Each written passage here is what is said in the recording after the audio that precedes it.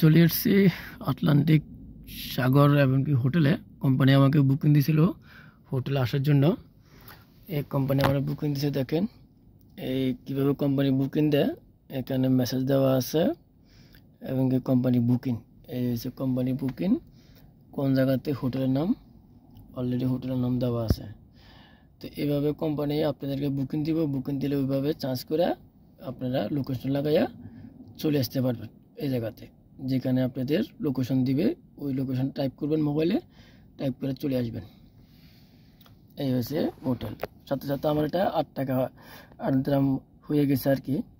তো আমি একটা ভাড়া নিয়ে আসছিলাম পাঞ্জুমেরা ইয়া থেকে, ডিম হোটেল থেকে।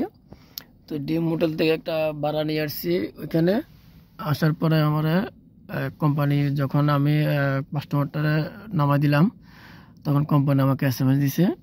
দেওয়ার পর আমি এই জায়গাতে আয়া পড়ছি, এই আটলান্টিক হোটেলে আয়া পড়ছি। এটা হচ্ছে আটলান্টিক হোটেল, এটা হচ্ছে হোটেল, এটা হচ্ছে হোটেল। তো এই জায়গাতে এখন আসছি। এখন এই মিটার, এখন মিটার আমি এখানে ক্লিক করলাম। আমার মিটার এখন কাস্টমার উঠলে আমি মিটার অন করতে পারবো। যখন আমি এখানে আসবো না তখন আমার মিটার অন হবে না, অন হলো না। তো এখন আমি এখানে আসছি, যেহেতু আমার এখানে 5 কিলোমিটার, আমি যেখানে কাস্টমারটা নামাইছিলাম ওইখান থেকে জায়গাটা 5 কিলোমিটার ছিল, 5 কিলোমিটার ছিল।